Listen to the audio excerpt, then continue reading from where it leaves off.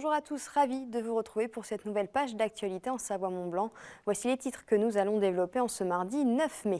La déviation de Marigné est prête à franchir la rivière du Gifre grâce à un viaduc de 300 mètres de long. Un projet dans les tuyaux depuis de nombreuses années. Son coût 58 millions d'euros avec pour but de diminuer le trafic au centre-ville de près de 70%. Nous ferons le point sur ces avancées avec Emmanuel Jaude. Et puis début de notre série consacrée au 27e bataillon de chasseurs alpins. Ils sont plus de 1200 soldats et chaque année de nouvelles recrues viennent remplir les rangs du bataillon. Nous avons suivi une de ces compagnies lors de leur dernier jour de formation. Mais avant de développer ces titres, une avalanche s'est déclenchée mardi en fin de matinée dans le secteur de Bonneval-sur-Arc en Haute-Maurienne. Les corps de 3 skieurs de randonnée dont un guide de haute montagne ont été retrouvés mardi en fin de matinée sous une avalanche qui s'est déclenchée à environ 3000 mètres d'altitude sur le col du Greffier au-dessus de la station. Les recherches sur place sont pour l'heure terminées. Les randonneurs étaient en pleine montée quand une coulée de neige s'est déclenchée et leur aurait fait passer une barre rocheuse. Même si la période hivernale est passée, la douceur des températures fragilise comme chaque année au mois de mai le manteau neigeux sur les massifs alpins. Les récentes chutes de neige que les spécialistes appellent le petit hiver en rendent les conditions de ski instables et la pratique du ski de randonnée très risquée.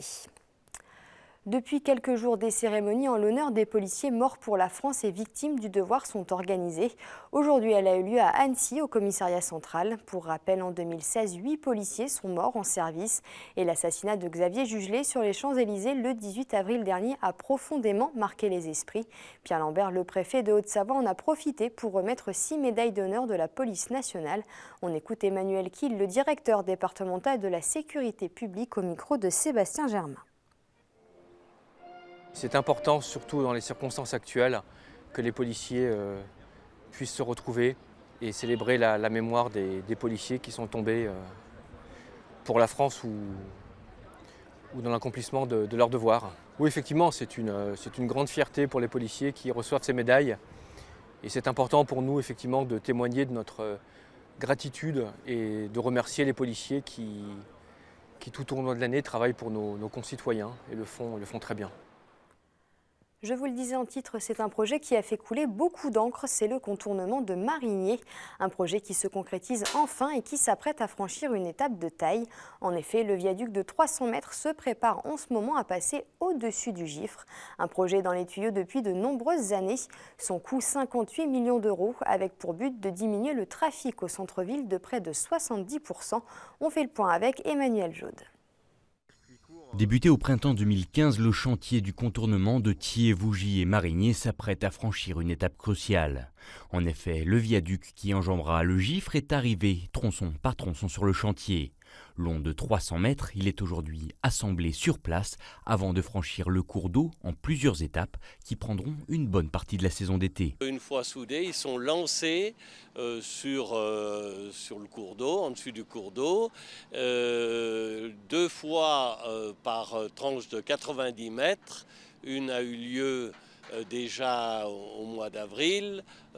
Fin mai, une seconde tranche, une poussée de 90 mètres. Et ensuite, mi-juillet et fin août, eh bien, deux poussées de 60 mètres pour mettre complètement en place le caisson, voilà, sur les piles et bien entendu sur les culées.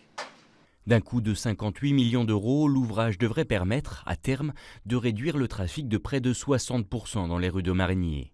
Une bonne nouvelle pour les habitants qui, même partagés sur la question, attendent avec impatience cette nouvelle voie à double sens, longue de 5,6 km. Et puis il y a tous les aménagements, bien entendu, paysagers. Vous savez qu'on a une zone de compensation pour un tel ouvrage de 6 hectares. C'est pas moins de 10 000 plants qui vont être mis en place sur ce tronçon entre Chémillet et le pont d'Anterne. C'est vous dire que la qualité de l'environnement sera là, elle est de mise sur ce dossier. Après l'installation du viaduc, ce ne sont pas moins de 7 hectares qui seront revégétalisés pour créer une zone humide et permettre à la faune sauvage de reprendre possession des lieux. Le contournement sera, lui, mis en service à l'horizon 2018. Ouvrir son robinet d'eau, un geste quotidien et anodin possible grâce à l'eau du lac d'Annecy. Et oui, vous ne le savez peut-être pas, mais l'eau potable que vous buvez ici sur le bassin annécien provient du lac et non des nappes phréatiques. Avec une population toujours plus grandissante, les productions d'eau potable actuelles ne sont plus suffisantes. La nouvelle intercommunalité a donc décidé de réactiver l'usine de la Tour située entre Anne-Sylvieux et Verrier-du-Lac. Sébastien Germain. Nichée au bord du lac d'Annecy et cachée par les arbres, l'usine de production d'eau potable de la Tour se refait actuellement une beauté. Des travaux conséquents qui ont pour but d'équiper le Grand Annecy d'une nouvelle unité de production d'eau potable. La première phase qui nous concerne aujourd'hui consiste à installer 4 nouveaux groupes de pompage. Mais également, on va refaire intégralement l'installation électrique, d'alimentation en énergie électrique et tous les automatismes. Depuis le 1er janvier 2017 et la création du Grand Annecy, les besoins en eau potable ont été décuplés au sein de la communauté d'agglomération. Et la commune de Verrier-du-Lac sera le principal bénéficiaire de ces travaux de rénovation de l'usine de la Tour. Cette usine, depuis l'achèvement des travaux de modernisation de l'usine de la Puya, elle avait été mise en sommeil, c'est-à-dire qu'elle n'avait plus qu'une fonction de secours. Désormais, donc, elle est réactivée et elle va permettre d'acheminer de l'eau ultrafiltrée vers Verrier. D'ici à la fin du mois de mai, 1000 m3 d'eau par heure pourront être produites par cette structure. Et en plus du remplacement des 4 pompes historiques, un local d'ultrafiltration semblable à celui qui existe dans l'usine des Espagnols sera également implanté. Le Grand Annecy met donc tout en œuvre pour continuer à proposer à ses habitants une eau de qualité. L'alimentation en eau d'Annecy et des communes qui se sont associées progressivement à Annecy repose depuis plus d'un siècle sur l'utilisation du lac d'Annecy. Donc cette solution-là, elle a toujours été validée pour sa pertinence en termes de quantité et en termes de qualité. Le montant de cette première phase de travaux s'élève à 1 600 000 € et grâce aux différentes usines du Grand Annecy, chaque jour ce sont 48 000 m3 d'eau qui sont traités. Début de notre série consacrée cette semaine au 27e bataillon de chasseurs alpins basé à Crangevrier. Près de 1200 soldats se trouvent sur cette base. Ils participent à la fois aux opérations Sentinelle, mais également aux opérations extérieures à Djibouti ou encore au Mali, par exemple. Chaque année, de nouvelles recrues intègrent ce bataillon après des mois d'entraînement. Nous avons suivi la dernière promotion durant leur dernier jour de formation. Après 3 jours de marche autour du lac d'Annecy, les jeunes recrues du 27e BCA arrivent du côté de Talloires pour un ultime défi, traverser le lac en kayak. Ils sont arrivés au terme d'une formation de fantassins de 6 mois de travail et de fatigue. Ils ont appris vraiment les bases, donc de octobre à décembre. Ils ont appris les bases du métier de soldat. Et depuis le mois de janvier, on est rentré au 27e BCA à Annecy. Et là, ils ont fait leur formation plus spécifique de fantassins. Donc ils ont commencé par une formation hiver, la formation initiale en montagne. Donc beaucoup de ski technique, du ski de randonnée, du ski alpinisme. Et en plus de ça, ils ont fait, et après surtout, ils ont fait toute leur formation de fantassins au combat. Cette dernière marche est également symbolique, c'est celle qui emmène ces jeunes soldats à leur fourragère, emblème de leur engagement dans leur bataillon. Tout d'abord une fierté pour eux, pour leur famille aussi. Et bien sûr pour moi, le fait de les voir, quand je les ai vus arriver en octobre, c'était des civils, des jeunes civils, ils ont tous entre 19 et 27 ans. Certains ont le bac, d'autres ont un peu travaillé dans le milieu civil avant. Et mine de rien, le fait de les voir au bout de 6 mois, ils se sont transformés. Donc c'est forcément, oui, c'est une fierté pour moi en tant que chef de section. Et je pense que c'est aussi une fierté pour l'ensemble de l'encadrement.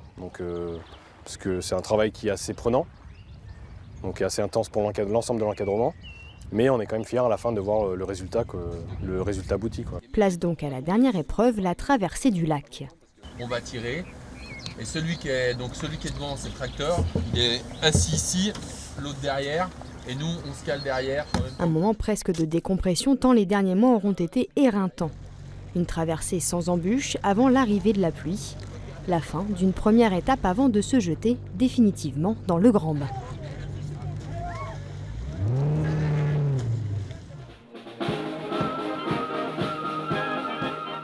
Quelques jours plus tard, nous retrouvons la 3e compagnie lors des cérémonies du 8 mai. Les recrues se voient donc remettre leurs 2 fourragères. C'est une sorte de passeport. Ça permet de marquer la fin de leur formation initiale. C'est le début des engagements au sein de leur compagnie d'affectation pour remplir les différentes missions opérationnelles qui leur seront confiées, que ce soit sur le territoire national, comme l'opération Sentinelle, outre-mer, en Guyane ou en Nouvelle-Calédonie, ou en opération extérieure en Afrique ou au Moyen-Orient. Il reste encore quelques mois à chacun de ces soldats pour se spécialiser avant de défendre les intérêts français, parfois très loin des montagnes savoyardes. C'est la fin de cette édition. Merci à tous de l'avoir suivi. N'oubliez pas notre site internet 8montblanc.fr. Passez une très belle soirée et à demain pour encore plus d'actu en Savoie-Mont-Blanc.